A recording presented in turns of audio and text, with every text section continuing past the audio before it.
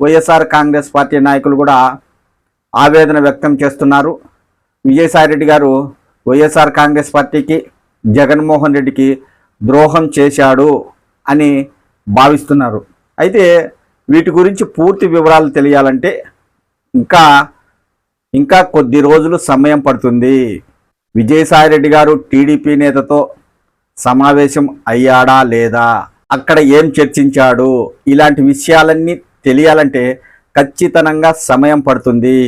ప్రస్తుతం అయితే విజయసాయిరెడ్డి గారు ఆయన ఒకే విల్లాకు వెళ్ళిన సీసీ ఫుటేజ్ వీడియో బయటకు వచ్చింది. ఇక భవిష్యత్తులో ఒకవేళ వారిద్దరూ ఆ విల్లాలో కలిసి సమావేశం నిర్వహించుకున్నారా లేదా, చర్చలు జరిపారా లేదా అనే వీడియోలు కూడా బయటకు వచ్చే అవకాశం ఉంటుంది.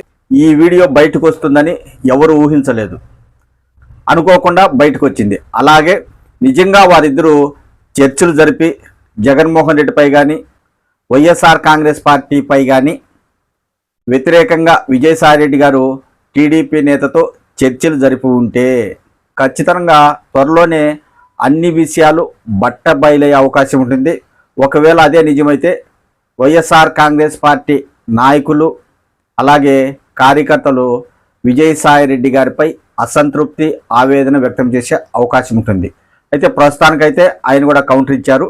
ఇక భవిష్యత్తులో ఏం జరుగుతుందో వేచి చూడాలి.